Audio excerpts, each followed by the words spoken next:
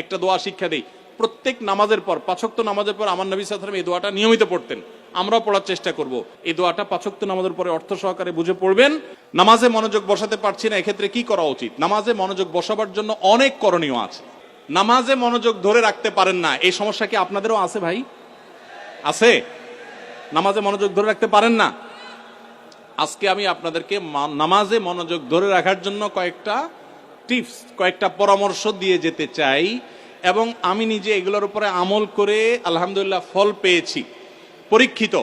এরকম আমলগুলোর মধ্যে 1 নম্বর হলো, ভালো করে শুনেন, 1 নম্বর হলো চোখের হেফাজত করবেন। চোখের, মোবাইলে বা বিভিন্নভাবে চোখ দিয়ে হারাম জিনিস দেখেন, মেয়েদের ছবি দেখেন, ফিল্ম দেখেন, নাটক দেখেন, বিভিন্ন হারাম জিনিস দেখেন, এটা আপনি বন্ধ করেন। পরীক্ষামূলক 1 মাসের জন্য আপনি একটু চোখের রোজা করেন, আত্মনিয়ন্ত্রণে করার চেষ্টা করেন।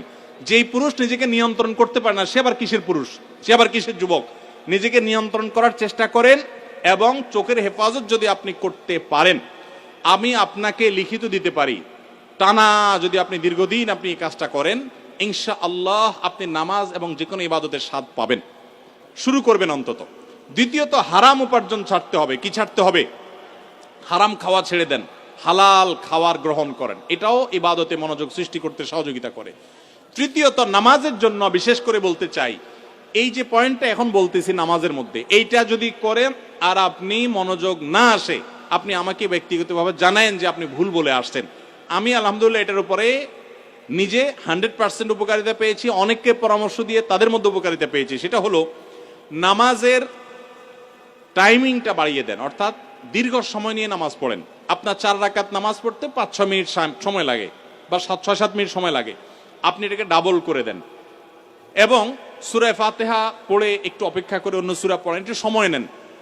একইভাবে রুকুতে গিয়ে একটু লম্বা সময় ধরে তাসবিহ, সাধারণত আপনি 3 বার তাসবিহ পড়েন, এবার আপনি 6 বার 7 বার পড়েন, 9 বার পড়েন, আরো বেশি করে পড়েন, একটু সময় বেশি নেন।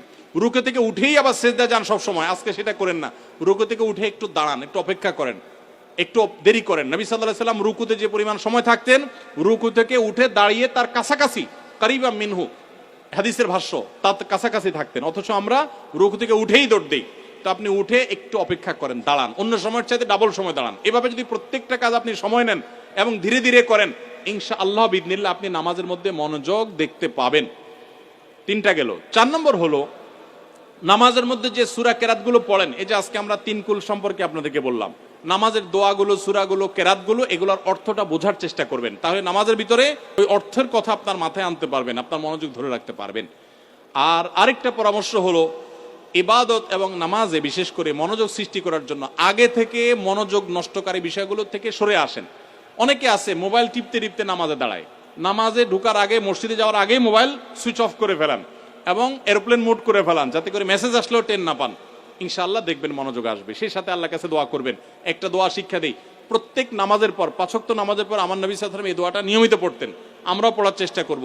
আল্লাহুম্মা আইন্নি আলা যিকরিকা ওয়া শুকরিকা ওয়া হুসনি ইবাদাতিক, হে আল্লাহ আমাকে আপনি সাহায্য করুন, আপনার জিকির যেন করতে পারি, আপনার শুকরিয়া যেন আদায় করতে পারি, এবং আপনার ইবাদতটা যেন সুন্দর মতো আদায় করতে পারি। এই দোয়াটা 5 ওয়াক্ত নামাজের পরে অর্থ সহকারে বুঝে পড়বেন, ইনশাআল্লাহ আপনার নামাজে আপনি মনোযোগ ধরে রাখতে পারবেন। আল্লাহ আমাদের সবাইকে তৌফিক দান করুন। নামাজের মজা এমন এক জিনিস ভাইরা, আমাদের নবী সাল্লাল্লাহু আলাইহি ওয়াসাল্লাম রাতে যখন নামাজে দাঁড়াতেন, পা ফুলে যেত, রুকুতে যেতেন না, এত সময় ধরে কিরাত পড়তেন, মজা পাইতেন। আর আমাদের কাছে নামাজটা এটা বোঝা, পড়ে শেষ করতে পারলে আমরা বাইরে পারলে জান বাঁচে, কারণ মজা পাই না। এই জন্য নামাজের স্বাদ আনার জন্য, মনোযোগ সৃষ্টি করবার জন্য এই আমলগুলো আমরা লক্ষ্য রাখবো। আল্লাহ তৌফিক দান করুন।